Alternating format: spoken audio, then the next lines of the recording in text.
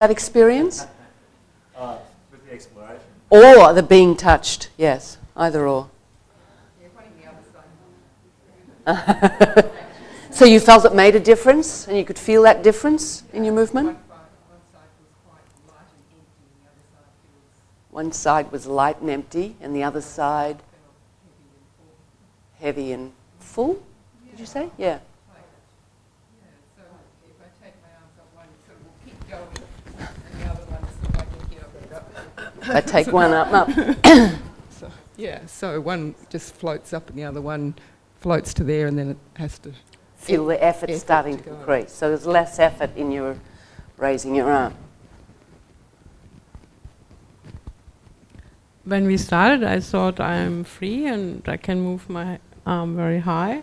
But after that, it was even more. So it was really free. You don't recognize it so much beforehand. No.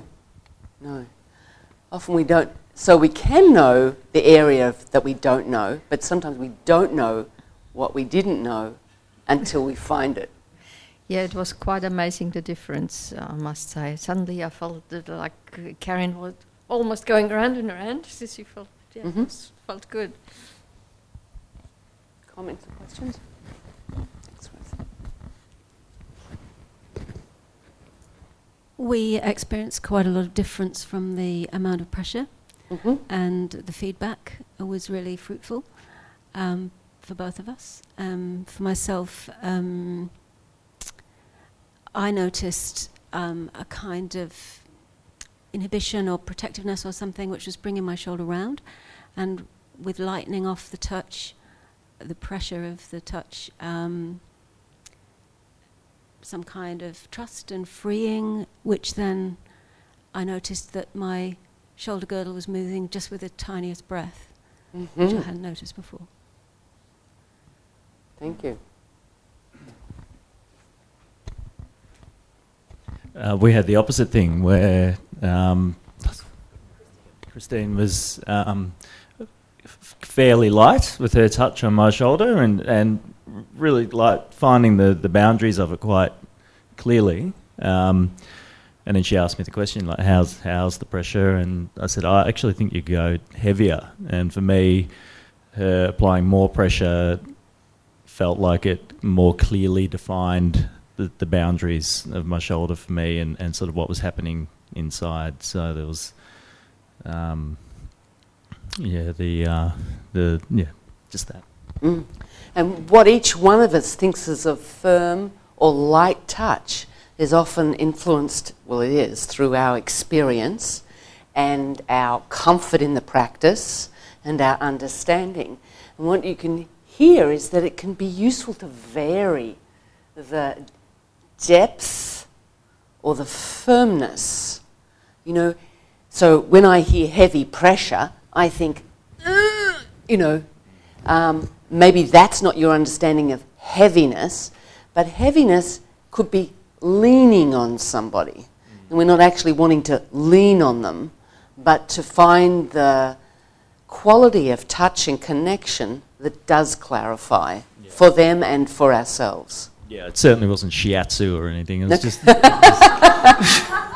was just a little bit more pressure. Great to make the distinction. The other thing was something became really clearly defined for me, which has never before, which was when I was sort of leaning over Christine and exploring the scapula and the top of the clavicle, the clavicle on top of the scapula. So upon looking down, they're really symmetrical on her anyway. Mm-hmm. So, and it gave me a real impression that I hadn't had before about how that structure wraps around and sort of defines the top of the rib cage. So you're talking about the symmetry like this? Yeah. Yeah. Yeah. And so the top of the scapula mirrors the clavicle. Yeah. And other organisations and arrangements are possible. Yeah, but that's sure one possibility and an appreciation that a different perspective gave you. Great, thank you.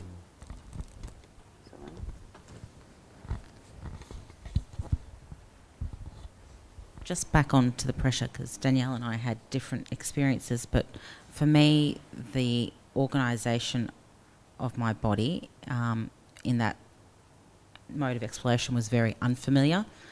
So, for example, I hadn't even imagined that my hand could sit out that way in lying. It's always that way. So I was comfortable in my organisation, but very, very unfamiliar. And it was interesting because the touch that Danielle started with is the type of touch that I prefer, a lighter touch. But in that unfamiliar organisation, I needed her to have a firmer touch in order to bring my awareness to the shoulder blade and take it away from me focusing on what was so unfamiliar about the rest of how I was lying. So it was interesting that I wouldn't ordinarily like a firmer pressure, but I needed it to bring my awareness to here and take it away from the distraction of how can this arm be here? So did you know you needed it, or you discovered that that was what you wanted with the firmer pressure? I think I discovered that there was one element of her thumb that went firmer, and I went, oh, and so I said, oh, could you go a bit firmer? So yeah, maybe I did work it out. Okay, great.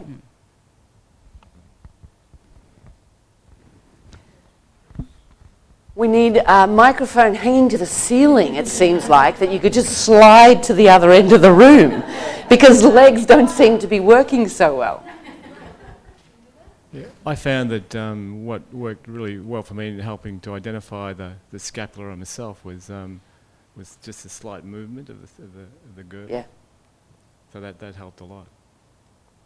And these are all things that you can try out to begin with, so that you don't get stuck in a kind of place when you're exploring somebody, that if it's not clear, maybe it's you, or maybe it's helpful to get a location, but with some movement to begin with, or firmer or lighter touch, or positional changes.